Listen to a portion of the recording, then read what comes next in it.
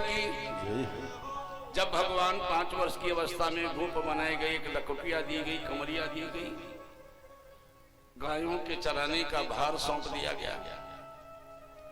5 वर्ष की अवस्था में भगवान श्री कृष्ण वन में नंगे पैर गायों की सेवा के लिए जाया करते हैं। सुबह जाते हैं, शाम को वापस आते हैं। लगातार 6 वर्ष भगवान श्री कृष्ण ने ब्रजभूमि में गायों की सेवा की। 6 वर्ष लगातार।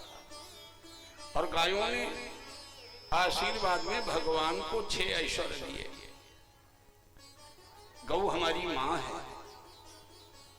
गौ में एक विशेषता है कि भले ही वो कभी विद्यालय न गया हो, यदि निष्ठा के साथ वो गौ की सेवा करता है, गौ के पीछे पीछे भ्रमण करता है, तो गौ के खुरों से जो रज उड़ती है और गोप के ललाट पर लगती है, तो हमारे यहाँ तो उपनिषद की इस बात के प्रमाण हैं कि बिना पढ़ा लिखा व्यक्ति भी ब्रह्मज्ञानी हो जाता है। बिना पढ़ा लिखा व्यक्ति ब्रह्मज्ञानी हो जाते हैं। भगवान श्री कृष्ण को 6 ईश्वर मिल गए। बोलिए गौ माता की।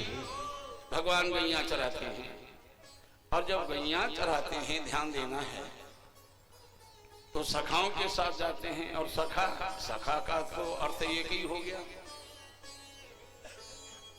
सखा का एक ही अर्थ हो गया है, सख्यायते इति सखा। एक सा स्वभाव हो जिसका, उसको कहते हैं सखा।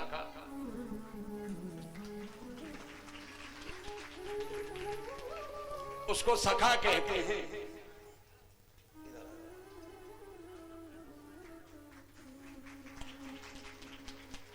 उसको सखा कहते हैं, सखा। भगवान बैठते हैं, जीमते हैं।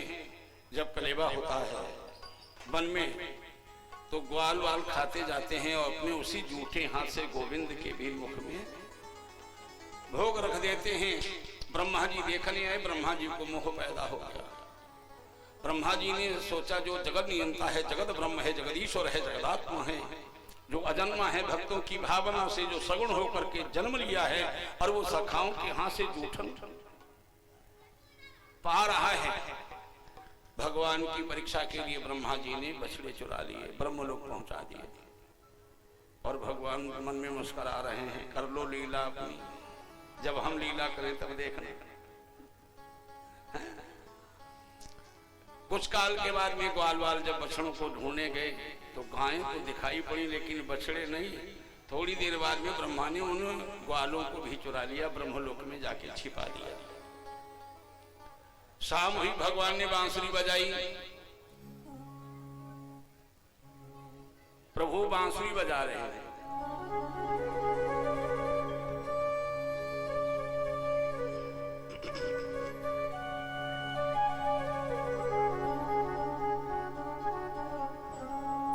बांसुरी की धुन सुन करके गायें आ गईं, लेकिन कोई न बछड़ा आया न ग्वाला आया।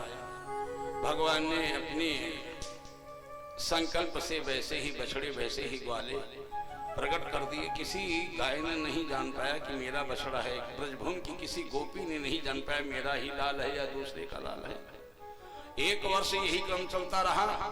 1 वर्ष के बाद में ब्रह्मा जी ने सोचा, लाओ चल करके देखें कि नंदलाल क्या कर रहे हैं।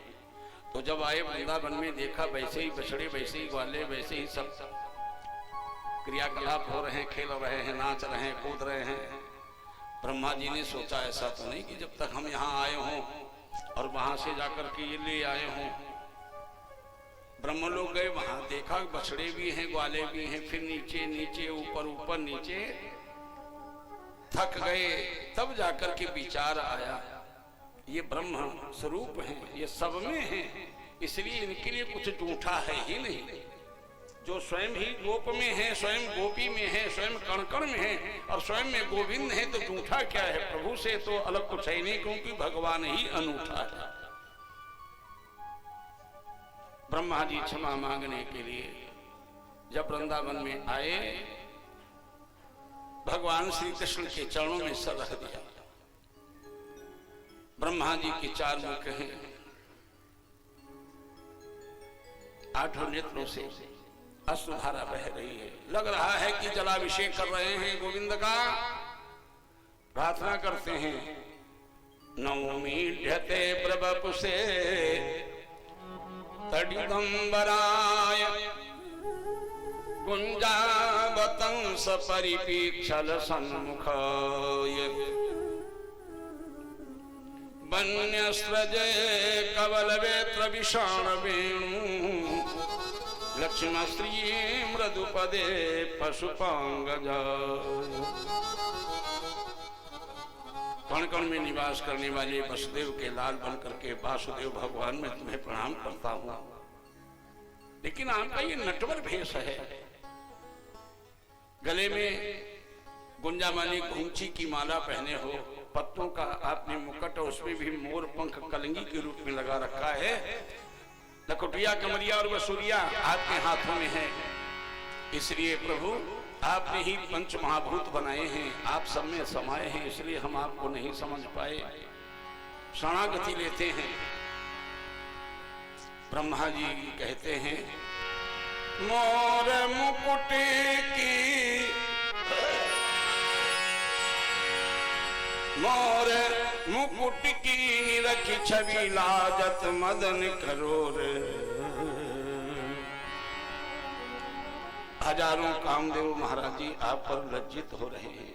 आपका एक एक अंग करोड़ों अनंग को तिरस्कृत कर रहा है। अति सुंदर दिव्य आपकी झांकी है प्रभु।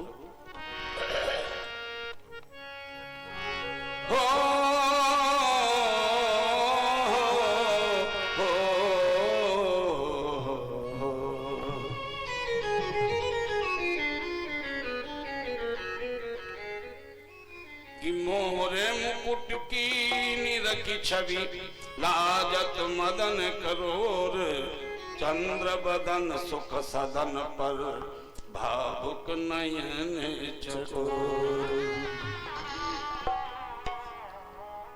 भावुक नयन चकोर,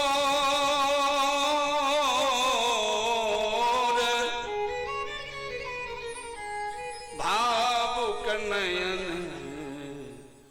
चकोर।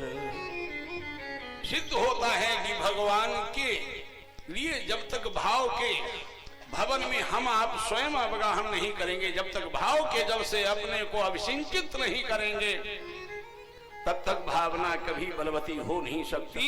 और जब तक भावना नहीं है तब तक प्रार्थना स्वीकार हो नहीं सकती। आज हम मंदिरों में जाते हैं, प्रार्थना तो खूब करते हैं, लेकिन भावना नहीं है। प्रार्थना तो रटनी। देखा होगा आजकल तो आरती संग्रह मिल रहे हैं, भक्ति संग्रह मिल रहा है, भाव संग्रह मिल रहा है, प्रार्थना संग्रह मिल रहा है। याद कर लिया है, मंदिर में खूब सुनाते भी हैं। ना माँ रिझती है ना घनश्याम रिझते हैं। जाने कितनी वर्ष हो गई हाँ आरती उतारते, कितनी वर्षें हो गई आरती गाते, कितनी वर्षें हो गई मांगलिक प्रार्थनाएं सुनाते सुनाते, लेकिन अभी तक हम लोगों को सुख मिला नहीं। कारण मन में तो कुछ और है, मन में कुछ न रह जाए, केवल भगवान का दर्शन होने लगे। जब भाव में, भाव के मंदिर में जब भगवान का दर्शन होने लगे, उस समय आपके द्वारा निकली हुई आर्तनाद भगवान श्रवण करते हैं। ब्रह्मा जी ने भगवान की स्तुति किया, भगवान ने ब्रह्मा जी की बात को स्वीकार किया, ब्रह्मा जी के मोह को दूर कर दिया है। और जब भगवान की कृपा से मोह दूर हुआ तब शांति मिली। आज हम आप सभी भ्रांति में जी रहे हैं, तभी शांति नहीं मिलती है। आप जितने भी लोग यहाँ बैठे हैं, या हम हैं या कोई भी हो, सब कुछ है लेकिन शांति नहीं। क्यों भाई? हमारे छोटे भाई बैठे हैं अनिल पांडे जी, सुनाया करते हैं सब सुख है लेकिन चैन नहीं। क्यों चतुर्वेदी जी, सतीश जी, सब कुछ है लेकिन सुख नहीं। कल्पना से ज्यादा ईश्वर ने दे दिया, फिर भी शांति नहीं। केवल एक ही बात मैं कहना चाह रहा हूं, जब तक मन की भ्रांति नहीं मिटेगी तब तक शांति मिलने वाली नहीं। और यही गीता में भगवान कहते हैं। अर्जुन ने कहा महाराज मुझे तो केवल शांति चाहिए और कुछ नहीं चाहिए। भगवान ने कहा सर्व अर्जुन विहाय सर्वान् काम्य विहाय कामान, समस्त कामनाओं को त्याग दो। संसार की जो भी वस्तु पदार्थ